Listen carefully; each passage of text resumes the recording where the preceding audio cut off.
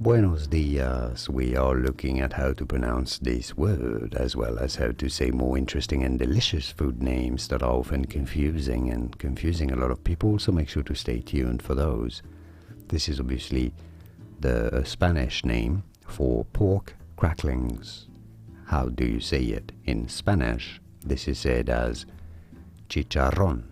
Chicharrón. You do want to stress on that last ron syllable because there's an accent on it, and there's a double R, don't forget about it, so you want to roll your R quite thoroughly here.